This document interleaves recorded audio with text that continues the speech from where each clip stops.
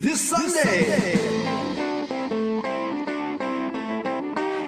Every Sunday, side by side at the microphone, from the green light to the speed trap, Chris Switzer and Ray Carino calls them as they sees them, and you better believe them. Here, relevant news, biased opinions, and outright bullshit regarding every aspect of automotive culture. Gasp at mechanical trickery never before revealed over FCC-regulated airwaves. Thrill to the explosive tension as Chris and Ray cuss each other down the track and barrel roll across the finish line, laughing at certain disaster as they shake hands for the devil. All that and much more this Sunday at high noon on the Motormouth Radio Hour. Call in and speak live with the Wizards of Speed and live feed, Chris Switzer and Ray Carino. Bring the whole family. Kids under 12 get in free. Every Sunday at noon on WHPC. Take the Long Island Expressway to the Meadowbrook Parkway and look for the sign saying no parking on the expressway and no express service on the parkway. Go right on Highway 24 to Garden City. $2 all-day parking includes pit pass. Sunday!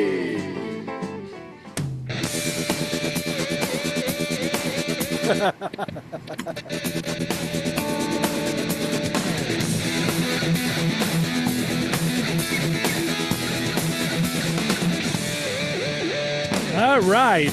You know, the second part of my surprise isn't working. I had a CD here.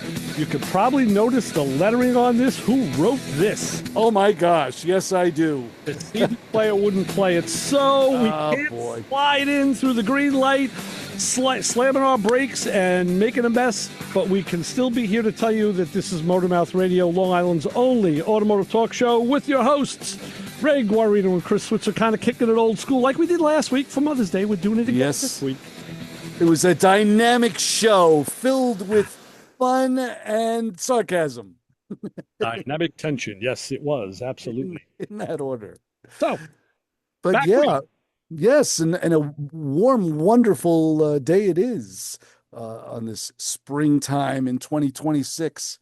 So a lot of things going on the last 2 weeks. I don't know about you, but I had a personal problem. Uh-oh. I did. I had a personal problem. I had a problem with the exhaust system on. It was exhaust and brakes last 2 weeks. But Ray, got to tell you, because my exhaust started to leak, you know what happened? What happened? My nuts rusted off. Oh, I know you've had that problem before with rusty nuts, and that's always an issue. This time they were gone. Wow. I mean, like my nuts turned to dust. Oh boy. So what does one do when their nuts turns to rust? No, dust. Literally, there were particles. It was probably rust first, then it probably was. Then turned to dust. Turned to dust. So what does one do in a rusty, dusty condition? Because people need to know. First, you cry a little. Okay.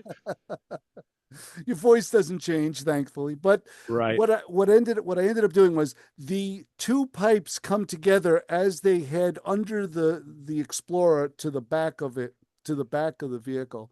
And there where I guess you could say the flex pipe joins up with the muffler and the tailpipe, there's a connection there. And the connection is put together with a single, what would you say, a joiner. It was like a flat piece of metal, like a gasket. Yeah, I guess you could. It wasn't flanged. There were flanges at the end, but in between those flanges was this flat piece of metal and two standard gaskets. And I was able to literally pry the whole thing apart without using a wrench. I mean, that's how bad it was. The gaskets had disintegrated. So I purchased new gaskets and I purchased that new flat piece of metal. But now it was just a matter of getting them back together. And what I had to do was, once it was all apart, the studs that were still intact still had remnants of the old nuts in the threads. Common. So I had to get almost like use my old tap and die. Right. And it was one of those projects that you knew that you really had to take your time with it. Like, I couldn't rush this. Wasn't like I got 40 minutes to an oil change type of. This was one of those Zen moments. I had to get down there and what to to give you a good comparison, do you know how that's dealt with in a shop? How? I'm sure they just cut the ends It's off. the exact opposite. It's like, get this thing out. New one. Done. Send it out, Yeah. buddy. What's the next one? Exactly opposite. Yeah. But this job gave me so much heartache because not only were the threads compromised, Yeah. but the two flanges that came together Yeah. were also compromised. Whereupon, if I put the gaskets and put everything back together again, it was still spitting out the sides of the flanges. Yeah. Ray, I never saw this before. The flanges actually bent like this. No, that's what they do when they rust. I've actually seen that gap filled with like high temp Permatex. I was almost Literally. going to do that. I It really doesn't was. last. It won't last. I was almost going to do it, and I thought to myself, I just do not find it sufficient to rely on some sort of two-stage epoxy. And believe me, I had all this two-stage epoxy stuff purchased and sitting on the shelf, ready to go. Right. And I didn't have the heart to use it. It Not just the way was to. not in the cards. So what I ended up doing was, and believe it or not, I know you're going to love this, I used the Dremel. Okay. All right. I got on there because you had studs around the flange that was bent. So I had to go around where the stud was with the Dremel instead of using my grinder, which would have probably been more effective. But unfortunately, the grinder would have walked off the studs, defeating the entire purpose. Yeah. But I did have to go around those studs to get it as flat as I could in order to marry the two ends together with the gaskets. Because even when it was all together, I'd get under there and it was all spitting out the sides. You know, I'm going to tell you about a tool because we love talking about tools. Oh, yes, we do. I had gotten from Matco Man Brian. Any Matco man can sell you this, or Matco lady. It's a tool to recondition. Like when you take the wheel off the car and you look at the studs where the lug nuts go, and that flange where the studs protrude from is rusty. So everybody tries to get in there with a wire wheel or a brush, and you can only get so far. Well, this tool is like a Scotch-Brite kind of attachment. You put it on a drill or an impact, whatever, and it's conical, so you can slip it over the stud. Oh, and now it cleans that area right around the stud. It is always the hardest area to get. I could have used that. And I have one of those, and it is a great tool. So something like that would really do a good job for you. But so I love it when tool companies look at what guys are doing in shops and they address a problem and then they come out with a tool to remedy that, to make it easier for the mechanic to facilitate a repair. And that's one of them right there. I'll put a picture up this week. Of course, follow us, social media. We're on Motormouth Radio on Facebook and X. It's real_Motormouth Radio on Instagram. Of course, Motormouth Radio and Motormouth Video on YouTube, where this show will go in a couple hours. And I will put pictures on that social media post and the YouTube post too. Well, that's only going to get one.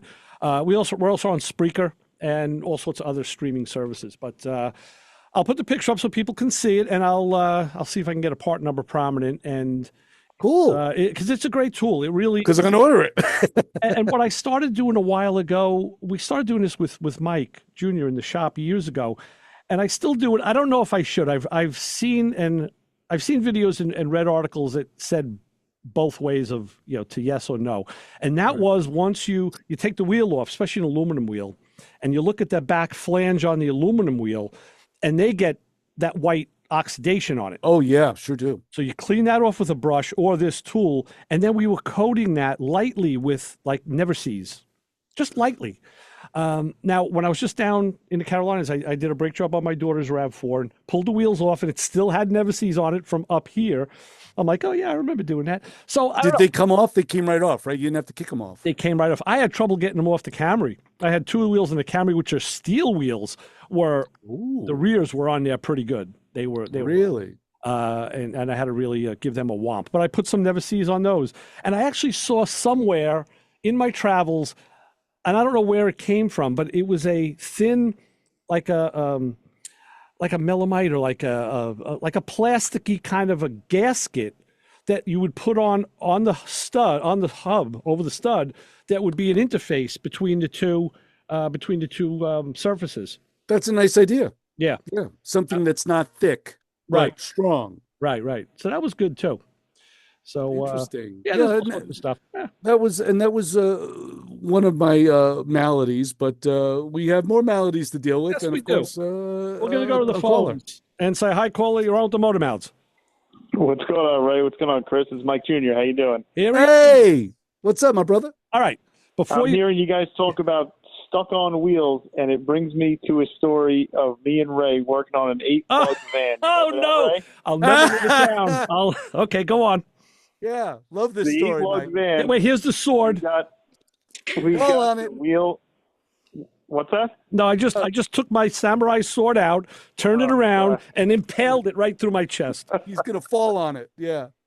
So we're working on an 8-lug van, and we're taking the front wheel. I found out checking the brakes or something. We got it jacked up in front of the shop, and this wheel's not coming off. We're like, wow, this thing is really seized on there. This is crazy. We got, the mini sledgehammer out. Then we got the big sledgehammer out. We got the 4x4 behind it. We're wailing on this thing, and we can't get it out. And me and Ray are both, sweating. We're over this, and we're looking at the ground. And hold on a second, there's only 7 lug nuts. Here's the 8th. And the 8th was so coated in brake dust, you couldn't even see it was still on there. Once we took it off, the wheel came right off like butter. And I was the guy taking the lug nuts off, so it was my. Yeah, man. I think Mike even said to me a couple times, because you took all the lug nuts off, didn't you? Of course I did. What do you think I am, an amateur at this? Come on. And he's whacking it and hitting it, because I have him doing it. He's bigger than me. I'm like, go on, Mike, put some muscle into it. Boom, boom, boom. Everybody's looking. What the heck is going on? Yeah. Yeah. Yeah. I'm sure the wheel was perfect. Wheel that was bad. So, always that count. wheel was perfectly straight when you put it back on again. Yeah, sure. That might have been the AutoZM van. I don't know. So, yeah, I think so. It had an untimely death anyway. It didn't matter. Yeah, that met its demise into a guardrail, I think. Yes. Let me tell you, Mike, I actually pulled the dumb stunt. I was trying to take a brake rotor off, and I accidentally hit with the hammer. I hit the stud, and I literally bent the thread just ever so slightly. And I'm like, oh, you gotta be kidding me, son of a gun. Well, they do make reconditioners, thread reconditioners for lug studs. You can get one of those. Yeah, I called it a Dremel. Oh, well, I went. Psst, that was it. All right. Not went right on. Yeah. Yeah. But yeah, it's such a pain in the butt. You know your job is going at least a half an hour longer. Oh yeah. At that point, you're like, oh, you dirty dog. So Mike, I noticed, but didn't get to talk to you about it, that the El Camino is painted. Yes. Looks good. It is painted, and yes, it's ready. It's almost ready to go, like 95%. You just got a couple little moldings to put on it, this and that, and it's good. Nice. Mike, what color was it, and what color is it? It was, I don't know if it's original, but it was silver with a white bottom, like, the underneath the bottom of the doors and everything, the rocker panel. Yeah, that's what I remember. I remember seeing those in with a red pictures. line. Uh-huh. And I just painted it silver again with dark gray on the bottom this time. No. Great. Very good. That's yeah, it looks good. I was going to go with all these other colors, and I just kept circling back to gray or silver and the gray, and I said, you know what, let's just do it this way. You know what? It's really the right attitude to have. When you start changing colors, it turns into a project instantly. And when you're just shooting the same color, you're not painting under the trunk, you're not painting under the hood. Yeah, we're looking at the pictures now. Ray's showing me the picture on the phone. I just held up the picture with the white bottom. Looks good. That looks that's a good looking El Camino for sure. And really what made it was that red stripe, that pinstripe. Yeah. To set the two off. It's amazing what one little piece of color does. Sure does. Now I just that's one of the things left to do. I got to get someone to come. I'm going to put some vinyl pinstripe on first, just to get the color correct and see what kind of style I want, and then I'll have someone come do it in paint. Okay, if you have a guy, let me know. Otherwise, I have a guy that did all the work for Gerard at Rolling Thunder. He's a professional striper, because I still want my Pontiac pinstriped. And maybe we just have him do both of them at the same time. Yeah, definitely. Yeah, I love pinstripe. You see all the tow trucks. I got all that crazy pinstripe. Like half the hood's covered in pinstripe on one of the trucks. You need a rat rod. Yeah. And that's I love pinstripe. and that's the thing, Mike. You know, I've asked your dad, I talked to Ronnie, all the guys. I said, you know what? I got to finish. They say the car looks great. Like I said, I got to finish it off with that double pinstripe. And they all say to me, no, leave it just the way it is, one color. I'm like, dude, it needs that black pinstripe. And I have pictures of cars, you know, from the factory. Mine had it on it and I'm not doing it because it was factory. I think it just needs a little delineation. You know, I'm not going to put music notes by the antenna or like that, but yeah. Yeah, we're not gonna do that. Yeah, no, it's gonna look good. Pinstripe really ties everything together. All right. So yeah, like I said, if you have a guy, let me know. If not, I do have a guy, and we'll put it together and have him do them one shot. Will do. Enjoy your show, everyone. Thank you. All right, Mike. Thanks a lot. Talk to you soon. Thanks, Mike. All right, Speak to you soon. All right. You can be like Mike. Give us a call, 516-572-7440. Yeah, talking about tools, pinstripes, stuff like that. You know, I mentioned the Camry. I want to tell you about this a month ago. I thought I never got a month ago. Yeah. One of the things I had to do, talking about tools, on the Camry was it has actually hood struts, the hydraulic struts. Right. And most Japanese cars, you got the prop rod. So, cool, it's got struts. But one of them was bad, and there was a big piece of curtain rod in the back, in the trunk to hold the hood open. And I realized that when it fell.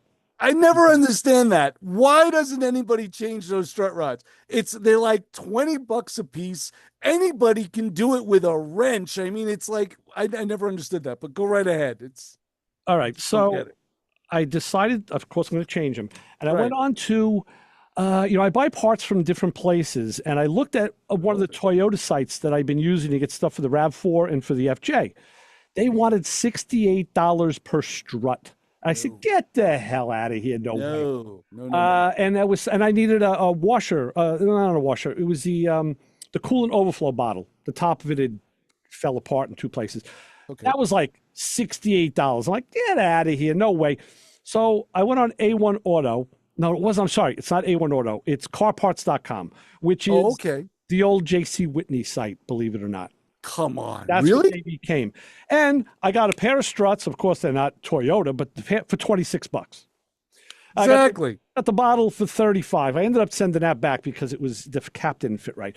But the story's about the struts. So I said, okay, I go out to the street. I'm going to do this, change these things easy. Got, a 13 millimeter socket and, Already got the curtain rod. The top pops off the little ball end.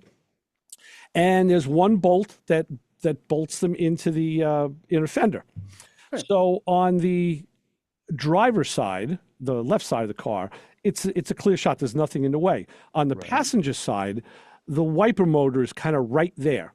Oh. But you can get it to bolt with a ratchet wrench or you need a shallow socket, but a ratchet wrench will do it. Okay. So I took that out, put the new one in, and as I'm using a ratchet wrench to tighten the bolt, I just felt like it wasn't snugging. It was just, but it wasn't stripped, like it was just turning. It was tightening. So I kept ratcheting the wrench and waiting for it to get snug to give it one last little oomph. And I gave it that oomph and the bolt snapped. Oh, no. I was like, oh, you got to be kidding me. Oh, no. So now I said, okay. And it was kind of pretty much flush with the fender. So I couldn't grab it, and there's the wiper motor. So I said, you know what? I got to drill this out. But so I take 4 bolts, take the wiper motor off. I take the upper cowling off. I'm trying to get in the back to get the nut off the wiper transmission. And every time I'm turning it, the wipers are moving. And I couldn't get the right angle on it. The Toyota must have some crazy specific wrench. So I had the wiper motor kind of dangling. And I said, all right, let me do what I can. I got my really small Milwaukee drill and a very stubby drill bit. That's what we were talking about a couple shows ago. Oh, yes. And I was able to get on that stud at an angle. I couldn't get straight. Now, the other side, you could use the 1/2-inch drill. You would have been right in. Oh, exactly. But that's not the one that snapped. That's what happens when you're working on your own car, right? So I got that drill. I drilled kind of a pilot hole on an angle. And I was like, this isn't right. I can't drill this. I can't, it's not working. And I said, let me think and regroup. I said, okay, what are the chances I could get on it with a little punch and maybe walk it and turn it? because I've done that plenty of times. Was there like some meat left where you could grab it with a vice grip or something? No. There was flush. It did break. Well, it didn't break totally flush. It breaks with there was a little bit of a point sticking out, but nothing you could grab. Nothing And you have no room in there with hands to get at it anyway. Right. So I got a really small, like a 1/4 inch wide chisel, and I got a regular center punch. I sharpened them both on the grinder, and I came out with that little pin punch, and I found that little piece that was sticking out. Oh, you did not. Tapped it, and it moved. And I said, "Oh, all right." I said, "But it moved a little, but now I lost my rotational advantage. I couldn't." Right. So I tried. Now what? I played with it and I'm using a little tiny 4-ounce hammer, like a little jeweler's hammer, right? Well, it started walking loose, and it got to the point where enough came out. I got my fingers in there, and I was able to just thread it right out. Dude, you lucked out big time. Oh, did I ever? So then it was a matter of just finding it, going to my metric bolt stash and finding the correct size bolt. Yeah, exactly. But I said, of course, on your own car, of course, that's what has to happen. That has been, and I get it, because the last couple of jobs I've been doing, I've always said, I hate surprises. And that's why the cars I work on, I always have to make sure there's a parts car sitting in the driveway, ready to go. It wouldn't have helped me. I don't have your luck or savvy where you can bring a car into the shop, put it on the lift, tear it all apart, and that's the car you showed up with. Yeah, I don't. Right. I can't do that. Well, there's got to be another running vehicle out there. Don't feel bad. This was on the street in front of my house. So another. I just want to continue the Camry. Yeah, because we're in the Camry Club. We are the Camry Club. We are officially old. Right before we did our last show, I didn't get to talk about it because we had a guest. I did another auto inspection. The last one I did was at that Porsche I told you about, which was beautiful. Right. Which was nice. I saw it on Instagram. They called me. Oh yeah, so it was on all the social media platforms. Correct. That was an 85 930, a turbo car. Pretty car. They called me right after that. The next week, they called me. I got another one for you. It's a Ferrari 488 GTB. I'm like, what? Are you kidding me? A 2016 it was. Right in Westbury. Wow. So I said, okay, it's local. I'll do it. And it was a shop up here. There's a couple of, all run by these Asian guys who were in their like 30s, young guys. Right. Let me tell you, millions of dollars of cars in this showroom floor. The Ferrari was $220,000 car. This is, I'm sure. So kind of looks like a C8 Corvette if you look just with a little filter on your eye. Oh yeah, definitely. And so of course, 8-cylinder, flat plane crank, dual turbo. Oh, what a machine! Yeah. So. You could barely see it from the back when you open the bonnet, I guess you could say. That's where the engine is. Yeah, that's where the engine is, under the glass. You could barely see a valve cover. Accelerates like lightning, stops like it's like a parachute. So fast forward, the car was the car. It was phenomenal. We get back to the facility, and we're sitting by the light, going to pull in. And the other fella he was driving at the time. And I said, wow, you got to put this car back. I said, what do you drive as a daily driver? How do you drive these cars all day and then drive something? He goes, well, I had a BMW M Series, but I crashed it in the rain. I'm like, oh, I didn't use traction control, huh? He said, so now I'm just driving my 3 Series, the regular mundane 3 Series. Right, my mundane 3 Series, run of the mill. I said, well, don't feel too bad. I said, I'm driving home in a 95 Camry. He says to me, he turns with this look on his face and says, is that your car? He parked his BMW right next to it. I'm like, yeah. He goes, man, I was looking at that car when I got here. That car is clean. I can't. And I said, wait a minute. I said, don't go shining me on, brother. I said, I know I didn't do the report yet. I said, but right. Don't blow smoke up my butt. This isn't how it works, all right? I said, where in the world do you come off after being in supercars all day and even a BMW, jazzed over a Camry? He goes, oh, I used to work on Toyotas all the time. He goes, that car is bulletproof, and that one is super clean. I was looking at it all over. I said, you want to swap keys? Yeah, exactly. I'll take that Ferrari home. I'd rather take that. So it just goes to show my mantra of, car guys of all ages and camps love Camrys. I don't know what it is. It's the truth. And yeah, there were years ago, Ray, you know that those cars were everywhere. Oh, Everywhere. I feel invisible driving it, but Oh yeah. and I have Mike Jr. to thank for that car because he pulled it in, and if I didn't see it when I did, it was really just the luck of the draw. I was actually going to stop at the shop to pick up a tool to lend to Pirate Paul, which he didn't need anymore. So, and I didn't know that. Right. And I just happened to be there at the right time. So, I guess the takeaway is, when life puts things in front of you, take notice and maybe take action because it may be one of the best things you ever did. It's the truth. On my Camry, this is Camry time. Hey, it's Camry time.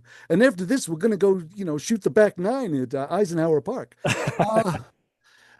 I was able to do the headlight covers on the Camry, the '09 that I have. The headlight covers are horrible. They were awful. They were I guess you could say a vivid brown, a big brown, cataract brown. Yeah. Yes. And I've been practicing on different headlights on the cars. And I said, you know what? I'm going to do a full-blown job on this. So I ordered the kit, and I ordered a $20 kit. It was a smaller box than the larger $20 kit I ordered. And I'm like, oh, they're all the same. What's the big deal? So, of course, I get it, and they really cheaped out on this one. There was no buffing wheel. There was a pad. Like they gave you like a piece of styrofoam that you stick the sandpaper on. I'm like, this is not cool. Well, that's the polish cars with these days, though, and that scares me. But I know you saw that you went through that with Mike when you were doing your Sunbird, right? Oh yeah, I learned so much about, and that was years ago. And it was where the technology has gone. But I was able to do the headlights, and I used the kit plus added my own to it. So the kit gave me like an 800 grit, a 300 grit, and like some sort of lame polisher. I kind of thrown in there 1,000 with the 800 grit. I threw in 1,000 and a 1,500 grit sandpaper, along with I still have the compound, the headlight cover compound. It's like a blue light liquid, and I was able to do all of that together. And it took literally less than an hour to do them both. And they are brilliant, Ray. I'm talking like it looks like a brand new car brilliant. Did you use a sealer? Because we talked about that too. So the sealer came with the kit, thankfully. I'm also going to do the Camry. They're not really bad, but I just want to freshen them up. And I noticed my daughter's Rav could use a freshen up too. So next time I go down, I had bought from Ackerman Bryan, I bought a Milwaukee little buffer. It's a small handheld. I think it's like a 3-inch pad, but it's very small and maneuverable. So you're not using a big 2-handled polisher, and you can get into tight spaces. Now I know. Now again, Mike, who's just on the phone, had done my Mazda 3 when I had it, but he used a succession of polishes that they had at the shop, and one was in a pink thing, one was in a blue container, one was in a clear container. I don't know, but I think there was a 3M polishing compound I think that he might have used at the end that worked well, and I have some of that. I'm going to start with that just to give it a shot and see. The idea is to keep it lubricated, not let it get dry. It's got to be wet. Yeah, but I did buy that Milwaukee kit, and I'm going to put that to good use. No, it's definitely it made such a difference on the car. And to me, this has always been like, I don't know if it's psychological, but I found that on a lot of cars, if you just clean the headlights and the wheels, the car looks like 50% better. Oh, yeah, absolutely. 100%, not 100% better. That's like a set, a decent set of mag wheels makes a Maverick look like a hot rod. Right. Unbelievable. Wheels and headlights, for some reason, you get those two together, and the car looks fantastic. And that's actually what I did with this Toyota. I mean, don't get me wrong, it doesn't look bad, but it's that geriatric silver. I mean, it's the only way to describe it. It's a silver. It's another silver Camry. Right. So talk about blending into the rest of the cars at the ShopRite parking lot. But what I did was I pulled the hubcaps off, cleaned the hubcaps, shot the wheels, that satin black, the rims, the steel rims, put the hubcaps back on, and now I just did the headlights. You brought the car out of the garage. It looks fantastic. Actually, we should have had Mike on take. So I was going to say another thing Mike mentioned yesterday while we were I was picking up the car because I was, away, and I left it at the shop, and I had them put some tires on it and do a ceramic coat for me. Oh yeah. And Mike noticed, he said, that my car is kind of like that champagne color. It's like not silver. It's got a little bit of I don't know if it's gold or brown in it. Yeah, it's about a half higher in excitement than the silver. And it's got the tan interior, which is nice. Right. At my age, that's nice and calming, so I like that. But Mike called out. He says, what I always liked about this car, the windows have almost like this light goldish, brownish tint to them. Really? They're tinted for the AC. Right. And a lot of cars have a blue or a green, and you can see it.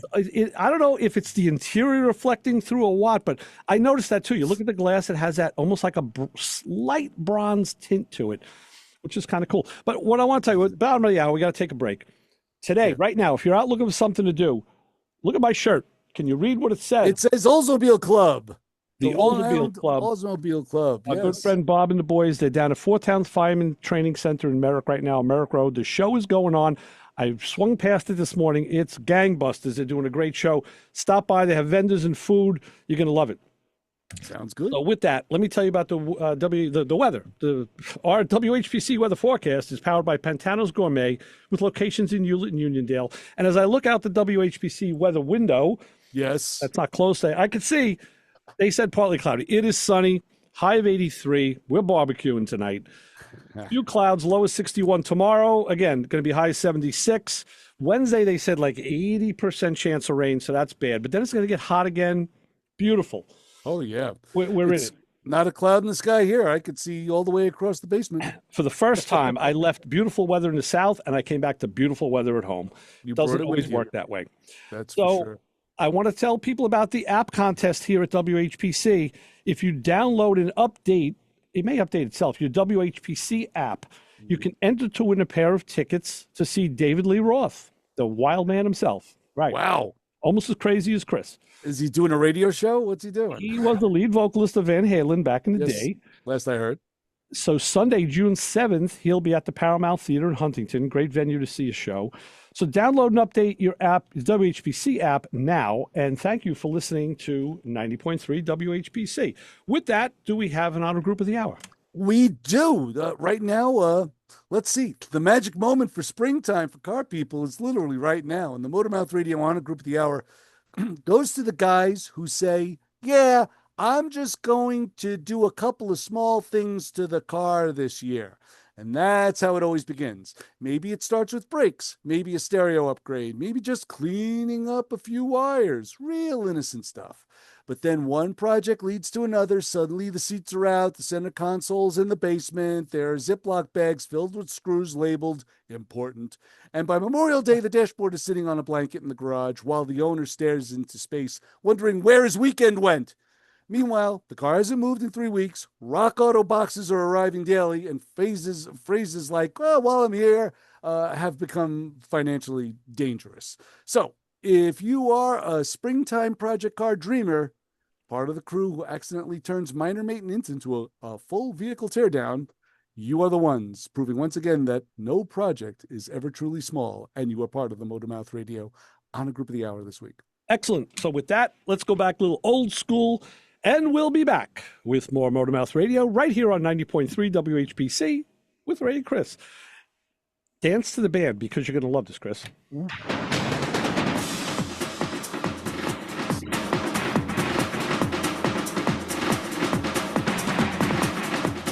I love this show so much. I've always described Motormouth Radio in terms of luxury, value, reliability. People are like, what's a radio show that's luxurious, valuable, and reliable? I'm like, Sunday afternoons on WHPC 90.3 FM. That's the one. Oh, that's a promo bit. I'm going to isolate that today. Did I just do a promo? You did. I love it. This show on 90.3 WHPC is brought to you by CarStar Celebrity Chase Collision, with 2 locations in Limerick and Oceanside, who remind you that New York state law says you always have the right to choose which shop will fix your car. CarStar Celebrity Chase Collision offers a full range of services, 24-hour towing between Montauk and Manhattan, shuttle service, and they can help you with a rental car arrangement if needed. All repairs include the CarStar Lifetime Nationwide Warranty, ensuring that the experts at Celebrity Chase Collision are always on your side. Y sí, hablamos español. More information is available at 516-593-0920 or online at celebritychasecollision.com. Okay, Mark Warman here from Graveyard Cars, hanging out with my buddies at, what's the name of it again? Motormouth Radio. Hey, Mark Warman here from Graveyard Cars, hanging out with my friends at Motormouth Radio. Sunday morning, I don't know what this fat bald guy's laughing about. You'll forget stuff soon enough too, my friend. Be sure to listen. When are you guys on? 10 a.m.? Sundays at noon. Noon on Sundays. Excellent. This was No, you got the promo. The best one was the first one. That's why I was. Because you said, what was the name of this again? That's the promo. What better presentation could you do than that? Hey, you, get over here. Every Sunday, 12 to 1, you are going to tune in to hear the Motor Mouths, my friends Ray Guarino and Chris Switzer. 90.3 FM, WHPC. You might learn something. all right. We're rolling back into the studio. Motormouth Radio back live for the second half of the show. We'll tell you when the third half starts. We'll do something different. So, as you know, this is something that's kind of topical and car related in my world, of course. I just got back from a trip, a southern trip down to the Carolinas. Had a lot of stuff to do. Yes. And so, okay, here's the quiz. Here's Quiz the Swizz for today. Uh-oh. I document everything. And, people laugh at this, but these cheap little flip notebooks with just lined papers in them. Yeah, sure. Well, I was in a store and I found one and I said, I got to have this. I guess I got to buy this because it was like no other. Ray's short-term memory written on one of those small little notebooks. So basically, right. For a couple of years, I have notes in here of things. It could be a sketch of something I wanted to build or whatever. But I keep all my road trip information here too, gas mileages and road trips. Okay. So I just went down to the Carolinas. So it was a 711-mile trip one way. Okay. So figure 1,422 miles roughly round trip. Sounds good. What do you think my total mileage was, though? Because the 1,400 was getting there and back. But, of course, I drive when I'm down there, right. Sometimes a lot, sometimes a little. And I recorded it in the book for posterity because, you won't be able to see. Just take a guess. What do you think my... So, let's see. You had to, first of all, you had to fix the... You had to fix the Toyota, so I'm sure there was a trip back and forth to a couple of auto parts stores. And you also had a venue that you had to run into another state for. So I would say altogether, probably 2,000 miles. There we go. 2,390 miles. Wow. I did, yeah. It's getting to be kind of common for me because it's... we're out every day and we're looking at houses and areas and neighborhoods and right. Checking out Actually, I checked out a car shop down there because our good friend Richie Yang Richie's been on the show with us. He's been in the studio with Joe D. I haven't seen Richie in a while. Rich lives, you won't because he lives down in Waxhaw now. He's down in North Carolina. There you go. So he migrated down there. I did. I was in touch with him while I was down there, and he told me about a shop that was, I guess the father was from New York, had a shop, and the son got into automotive. The son and his wife lived in Jersey, but they moved down there in 97. By 99, they had this, 6-bay shop open, and they're top shelf, top of the line. So we got to have the AC looked at on the Volvo.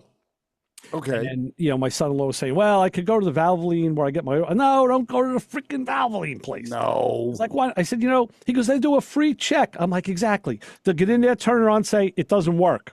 Right. We're changing everything. I said, you need a higher level diagnostic is what you need. You need a place that understands, AC. So we're going to hook up with those free checks at the Valvoline just get you into the shop. That's what they're doing. Once they got you in the shop, all bets are off. But that's what those free checks are for. Yeah, exactly. Yeah, their intent is not to tell you, oh, everything is fine, because everything won't be. No. What is fine is the phones. So let's go back to them and say, hi, caller, you're on the Motor Mouths. Hey, Ray. Hey, Chris. How you guys doing? It's definitely a topless day. Yes, yes. 2 in a row. Yes, it is, John. You going to wear something flimsy? Absolutely, always. You know, I'm in my Crocs and shorts today. Oh, you're a croc guy, huh? There's a perfect Yeah. picture painted in my mind right now. I spent 3 months down in the Keys. I mean, I golfed in them. Wow. Yeah, they're just, once you get used to them. What do? You put the cleats on the bottom of the Crocs when you're Yeah, golfing? Right. You know, I think they actually make them with cleats. Golf but- crocs. Oh my, that's crazy. Too funny. Well, now I've heard everything. Yes. Chris, I apologize. My computer was calling the wrong. Oh, that's why the text phone at 203-670-4127 was ringing. I see. Yes, and my apologies, but that was my computer. No problem. All right. I couldn't answer it. I was on the air. Yeah. Right, I was howling with the struts on the Camry. Oh yeah, I wasn't. Oh. Yeah. I'm sure you weren't, but No, You that's know, called over dodging a the years- bullet. over the years, and you know what the Corvette tax is. Yeah. I think the Camry tax is worse. Do you? I ordered original AC Delco lift supports for the trunk and the hood and got them delivered for under $89. For the Corvette. Yep. That's great. That's a good price. You know, For OEM, yeah. I needed one for my FJ. There's a bottom cylinder that comes out, and what it can do is, because the door opens out, if it closes on you with wind, it'll hurt you. I mean, it's a big door, and it's got the spare tire mounted to it. Right. So that strut is specific where, as you open the door, you push a clip down, like on a screen door, and it'll lock the strut. So it locks that door open. So I did get the Toyota part, and I don't remember what I paid for it. It was probably along that line. It might have been like $60 or $70, but I gladly paid it because I wanted that safety feature intact. So I don't blame you. After having the hood slam me on the vet, yeah. that was no bueno. Right. It's funny, John, because I ordered the struts on the '84 Vet, and the ones in the front were those little stubby jobs that kept the hood up. The ones in the back, That's the one with the whole hood. That hood would have hurt you even more. Yeah. And I ordered the ones in the back, and I didn't realize until I got them sent to me that you have to remove them off the glass hatch. They're attached to the glass hatch. That's where the little ball stud is, right? Yeah. Yeah, and I'm thinking one false move, and this whole hatch is going to go boom. If they're like the ones that I just did on the hood, on the ball stud, if you look at the strut, and everything is black, but there is a metal clip, and you pull the clip out a little, and it lets it come right off the ball. The clip is what locks it onto the ball, because it has two little feet under the bottom of it. So once you relieve that clip, if they fall right off. Yeah, because it wasn't falling off. The ones on the Bettler. Right. Yeah, I think that's pretty standard, John. Yeah. Yeah, right. I was done. I took my time. May have had an adult beverage. 10 minutes. Right. Great. Yeah. Very good. Very good. Excellent. And at first the hood doesn't slam down anymore with the slightest gust of wind. Right. And the trunk now actually pops open. I didn't realize they work both ways. Like when I hit the trunk release, that's what I guess whatever pressure's in them is what pops the trunk open enough that you can. Yeah. Get your fingers under it. Yeah. Definitely. Yeah. But, They're amazing little gizmos, and they can be used for a lot of different things. And like I said, even screen doors at home, we've been using them for 100 years. It's the same technology. This is just a little more charged, but yeah. No, good stuff. Very good, John. Yeah. Hey, Chris, you didn't trade the Camry for the Ferrari? No, I didn't get that opportunity. Ray did. Look, I said to the guy when he was so gaga, I said, look, we could swap keys. But he wasn't. I would have. I'll come back with another one for you. Yeah, exactly. It's like I said, it was only 1,000 times more expensive. That Ferrari was listed at $222,000 and something, And it sold new in 16 for 224. So it was right up there at like list price. And the car had about maybe, I think it had about 40,000 miles on it. But it had been serviced at Ferrari. So the thing was right up. And I said, they even sent it to Ferrari because the prospective buyer wanted them to look at it. I said, well, if Ferrari looked at this and inspected it, what the hell did they call me for? I mean, I'm not complaining. I got paid. But listen, that's the mothership. They know those cars a hell of a lot better than I do. Right. And the value of the Camry probably pales in comparison to the tune-up for that vehicle at Ferrari. Oh, well, even the Camry brand new pales in comparison to a tune-up for that Ferrari. You're right. I got a buddy of mine has a twin-turbo Porsche and keeps going back to the dealer, and I'm like, oh my God. Yeah, I know. It's crazy. Yeah. But yeah, that's the price you got to pay to play. You know, it's true. And the other thing I wanted to point out to you guys, when you're getting into detailing cars, wheels, all that stuff is good. Headlights. The one thing, and I watch a lot of detailing videos because I do it as a hobby. Mm-hmm. Nobody ever cleans the door jambs. I do. So does Chris. It's not every single wash, but like especially the first wash of the year, I get into jams. I get that big B pillar under the doors. I do everything. Yeah. Yeah, but John, when you get a used car, most people don't do that. Right. And the one thing that I saw on many of the detailing videos is it's subliminal. You open it up. Yes. It just looks clean. You don't go, oh my God, the door jambs are spotless. I did that. I had the Cruise, and I use a Lucas detailer for the dash and all. It's a great, stuff to use to help keep the sun, to keep the sun damage down and all. And it really makes that interior pop. So I did the whole dash, the door panels, and I cleaned the door jambs. And my wife gets in the car. And then we're driving around. She goes, oh, you washed the car. Thanks. I said, yeah, I did a little more than wash it. She goes, yeah, it looks different. I'm like, how does it look different? She's like, I don't know, but something looks different. And I said, well, take a good look. And then she figured it out that all the door jambs were clean. The rocker area was clean. And she goes, and the interior looks different. I'm like, yep, I conditioned the dash and the door panels with this stuff because the black gets a little bit white in spots. It gets a little dull. It gets chalky. And that Lucas detailer, it's just literally spray and wipe. It couldn't be easier. So, good stuff. It's all, I try not to put a lot of product on the interior. Because it always seems to end up on the inside of the windshield. Yes, correct. Oh, yeah. Correct. Or on your hands. Mm-hmm. No, it's the truth, John. Yeah. No, the funny thing is I would clean the inside of the door jambs and then go and put the car up for sale. And there were a couple of individuals that said this car was in an accident. And I'm like, why was it in an accident? They said, because the door jambs are clean. I'm like, no, maybe it's because I cleaned them. Right. That's the thing. Even when I sold the Mazda. Unless it was in an accident with a vice. Even when I sold the Mazda, the car was not pretty. It had some rust between the quarter, the upper quarter, and that lower bumper cover area. There was common rust.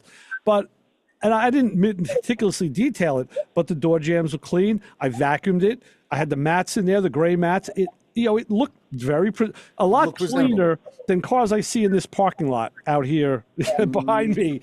And, when you look at it, you say, okay, I could get in there and drive this car. You weren't like, get me I want a seat condom. You weren't saying that, which I did say when I got my FJ, the driver's seat. The guy was a slob, and he ate in the car. And I had pictures. I took the console apart. I mean, caramelized food on the floor in the console. I stripped that thing down to nothing and used a steam cleaner to loosen it. Wow. But the seat was so disgusting on one side. I had Mike get me a new seat. I said, get me a seat. I said, I need a rear seat because part of it was missing. I said, see if you can get me a driver's seat.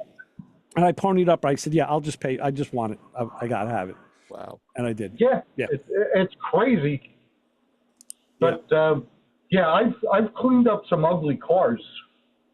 I bought one for $300 and sold it for $2,500, just cleaning it. Right. Sure. A lot of times that's all you have to do, John. Yeah. It's the truth. Just cleaning it Make a lady out of it. Another one that's easy, clean the windows. Just clean the windows inside and out. It makes a big difference. Just the basic things are very, very important. No, it's true. Yeah. It's really true. There's an art to doing that. Yeah. All of the VOCs that, get baked in the sun and find their way to the windshield. Right. They're a pain in the butt to get off. Yes. Oh, yeah. What you do, you look and go, is there glass there? Yeah, I know. And those VOCs, what we're talking about, that emanate from the plastic dash. It's funny what we're breathing in when it comes down to a vehicle. All of that plastic. If I'm correct, that's volatile organic compounds. Mm-hmm. Yes. Yeah. But it's not just from the plastics. It's also from the products that you put on. Okay. That's why I was saying I'm a minimalist on putting, right. Product. What was that stuff? Armor All. Oh, listen. Oh my God. I know. Yeah, put that on a vinyl seat. It was real easy to get your date to come over when you made a right-hand turn. or eject. I had a car in a shop at one point, and they had to do engine repair. I got it back, and everything, all the hoses, everything was armor rolled. I mean, it looked like a show car, but it had to go back for more work. I said, listen, skip the armor roll. What do you mean? Listen, I get it. I know it. Please, just don't do it. Don't do it. Yeah. That was fine. So, and not that you and I have a lot of hair left, but every time I go and get my head buzzed, they want to spray some sort of perfume on me. I'm like, dude, no. Oh, I take that. I like that because because when the guy shaves my neck now, that gives it, that kind of neutralizes it. I actually go for that. Yeah, I do. To each his own. Everybody likes a different whatever thing. floats your boat. Yeah, exactly. That's for sure. All right, John, go out, have a good day, and enjoy the sun. Hey, Ray, before we conclude, Stu, Tony, and Ed said to say hello. I had lunch with them yesterday. Excellent. Yeah. Excellent. Good deal. Hopefully you'll catch up on the next. We're going to expand the group. Right. Yeah. Keep me in the loop, and we'll talk about it. No, well, hopefully we'll do it before you go south. Yeah, I hope so. We will. All right, John. Have a great day. Keep the top down, and you got anybody listening, don't follow Ray home. Thanks, John. All right, thanks, John. So long. Always a pleasure. First, it was the Thursday night crowd doing it. Now we got our regulars here doing it. That's great. That's cool. I like that. So like you said, don't follow me home. We're going to be chugging along as usual. Next week we don't have a guest lined. Actually, we do have a guest in the wings. Brendan, I don't remember his last name, but he is the lead designer for Hot Wheels cars. Yeah, we were talking about this pretty yesterday. Intense. He is a cool guy, and he designs those neat cars. So we're going to call in the A-Team specialist. We're going to call in Matco Man Brian if he's available. And if he's not available, I'll talk to his family and see if we can make him available. Right. Because Brian is a collector and a historian, and he knows, believe me, he knows the stuff we don't know about Hot Wheels cars. So hopefully Brendan and I will be able to arrange something shortly. It could be as soon as next week. We don't know, but we'll get him in, and because we all have used them, collect them, play with them. It's funny because I pretty much have a well-rounded knowledge of the original 1968 versions. That's called the Sweet 16 or the yeah. 16. So those I have a working knowledge of, but once you get past that, I fall flat. Oh yeah, well, there's so many years, and I have a pretty good collection of them myself because I was buying them, and I just buy by like what I like. I don't buy like Brian collects, and he knows the chase cars, and he knows the super, the ones that are worth more money, and this one's got a white wheel, or this one has this stripe, and I don't know. I had him actually I tried having him teach me that, and it's Isaac is pretty good too out in Arizona, and Keith in Florida too. He actually knows about that stuff, but Brian is really he's the headmaster as far as that goes. Yeah, and that's one of those things that if they fall in my lap, that's fine. I will look for what I like. That's pretty much what I do. We had gone last week during the Mother's Day show. We were in the middle of the state at a flea market. That's what we did for Mother's Day, and I was gravitate. Even my daughter's like, "Look at Dad, he's gravitating towards the Hot Wheels again." And I was heading over there and just taking a look at them. And the funny thing is, like, I pick up what I like. That's all. And if I see it, I'll scoop it up. But 9 out of 10, and mind you, when I take it and buy one, and every once in a while I throw it in the box with the rest of them. It's like, here you go, meet your friends. I do too. I have them on the shelf. Now, Brian has sent me some FJ Hot Wheels, and one of them, there's one it's on like a tractor, like an old COE truck. It's on a flatbed truck. Right. He sent me a couple of cool FJ ones that I think are really neat. I really like those. So those are kind of collectible. But the other ones, I have them on shelves. I don't take them out of the package. I'm not playing with them. Right. So whatever. But yeah. So hopefully we'll get Brendan on. Like I said, scheduling is always. Well, knowing you, yes, it could be. It could be right away, or it could be weeks away. So you never know.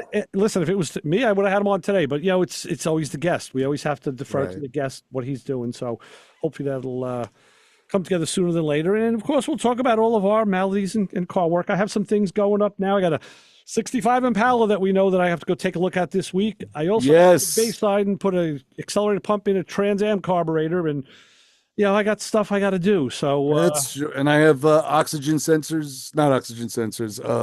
What do you call them? Sensors, valve sensors for the tires. TP, tire pressure monitor. Tire pressure sensors, oxygen sensors, tire pressure sensors. I have to put them in. I got to get a set of tires for the Chrysler. So it is sensing oxygen, right, I guess. It's sensing oxygen, right? Can't read it though, but it does. No. But yeah, I got to get the truck all situated and ready to go. We're probably going to put that up on the block very soon. There's a lot of projects that are on this end as well. And I am what would you say, a bastion of one.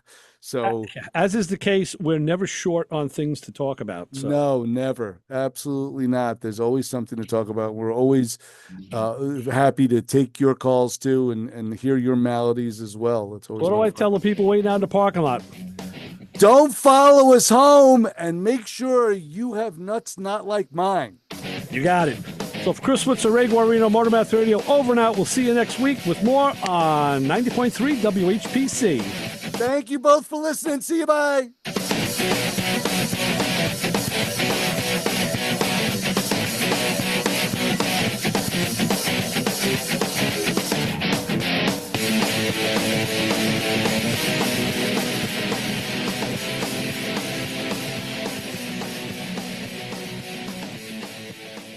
This show on 90.3 WHPC is brought to you by CarStar Celebrity